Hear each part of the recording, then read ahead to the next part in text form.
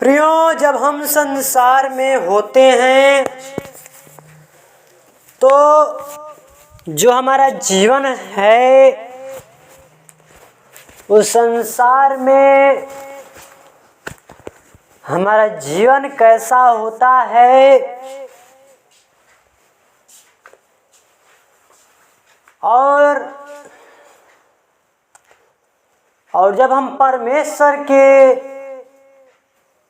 पुत्र हो जाते हैं, हम संसार से निकल कर अलग हो जाते हैं संसार से, तब हमारा जीवन कैसा होता है। आज हम इसी के बारे में हम चर्चा करेंगे। हम जानेंगे कि परमेश्वर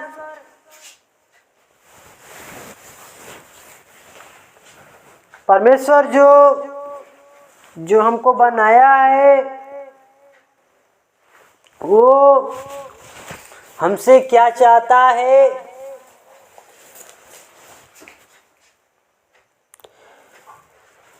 और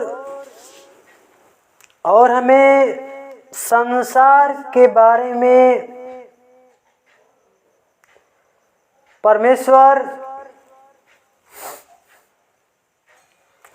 हमें संसार के लोगों से मना क्यों करता है। परमेश्वर आज के दिन में हम परमेश्वर के वचन से सीखेंगे और जानेंगे कि परमेश्वर आज के दिन में आप सबको क्या सिखाता है। तो आप सबको जय मसीह की। मैं सतीश ब्रदर जो आपके बीच में वो परमेश्वर का वचन सुनाने वाला हूँ, बताने वाला हूँ, जो परमेश्वर ने हमें सिखाया है, बतलाया है, तो हम उसके वचन को बता रहे हैं आज के दिन में। तो हम आइए परमेश्वर के वचन से देखेंगे, निकालेंगे पहला यूहन्ना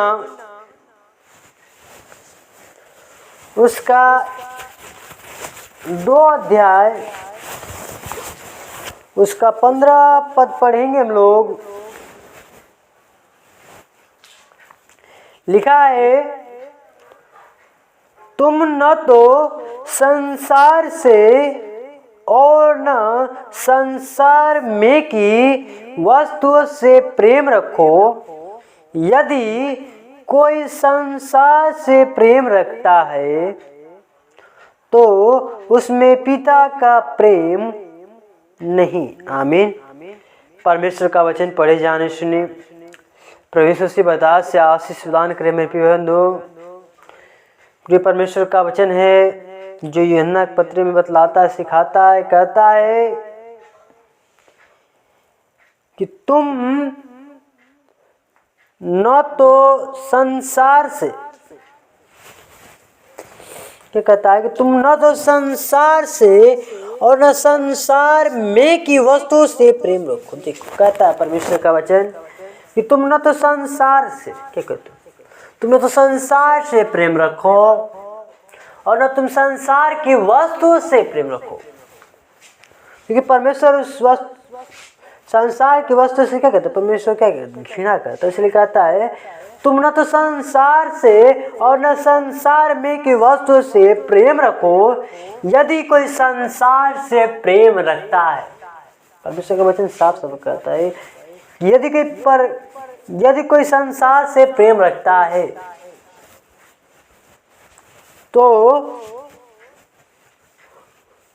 उसमें पिता का प्रेम नहीं। आमीन।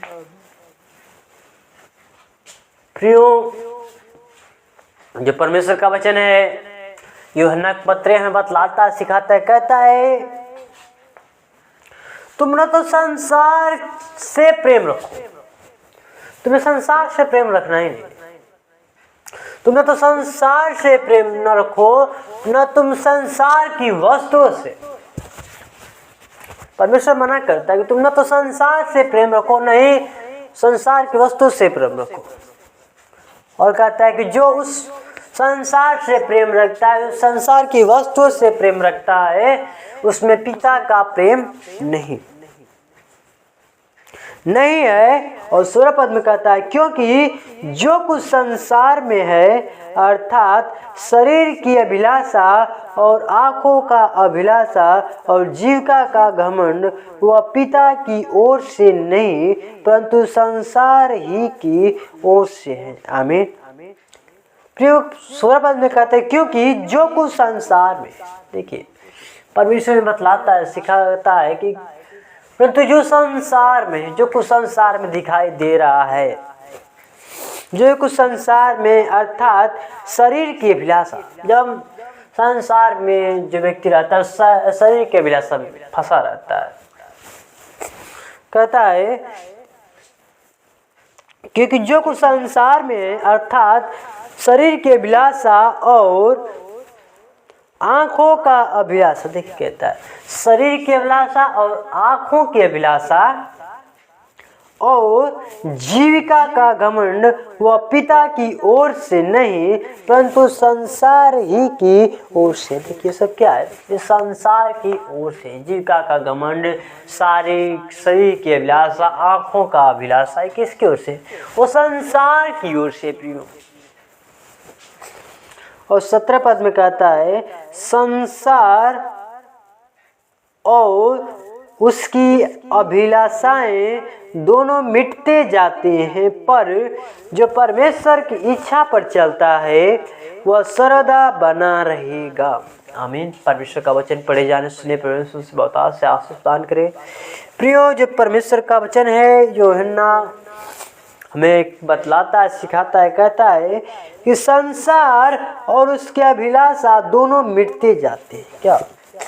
जब हम परमेश्वर के वचन के अनुसार संसार से निकलकर हम परमेश्वर की तरफ अपना ध्यान कर लेते हैं, परमेश्वर के अपना मन लगा लेते हैं, परमेश्वर के वचन पर चलने लगते हैं, तो शरीर की अभिलाषा हमारे क्या मर्जी क्या रहते हैं, वो मिटते जाते हैं। जब हम कब हमारा मिटेगा अभिलाषा?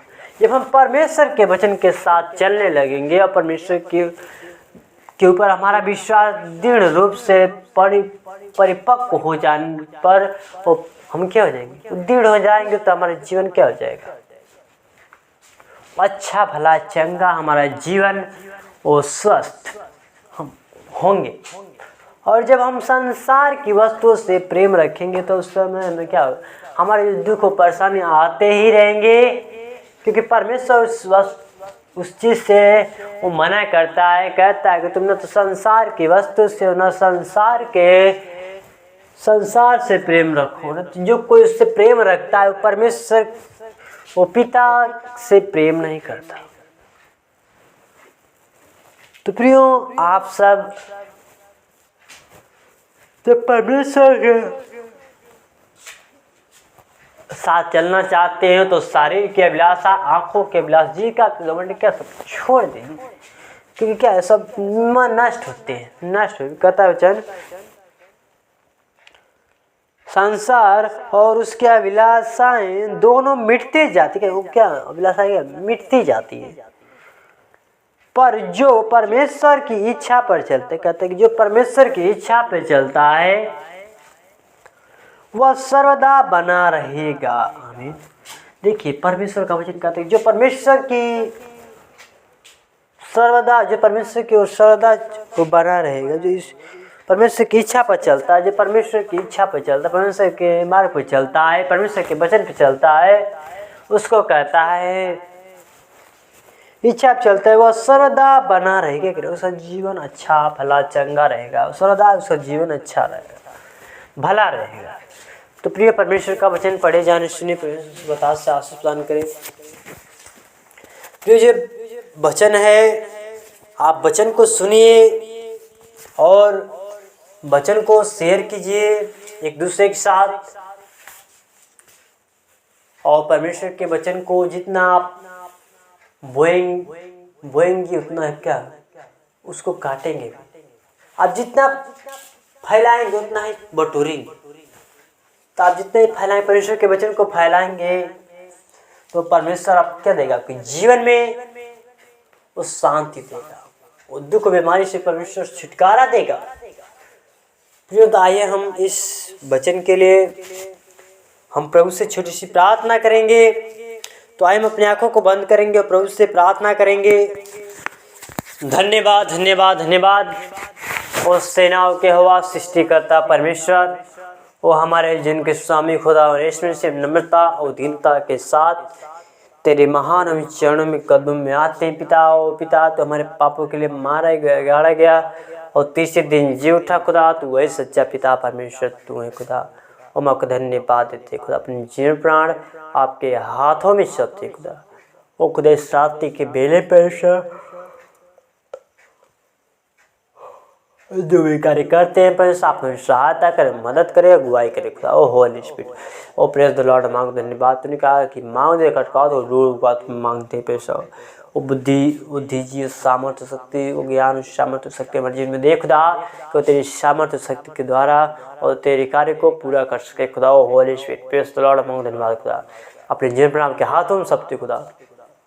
सारी इज्जत गौरव जलाल आपको देते हुए इस छोटी सी विनती प्रार्थना हो जाता है, पर वेश मसीह के नाम से सुनो, देश कबूल करे। आमीन।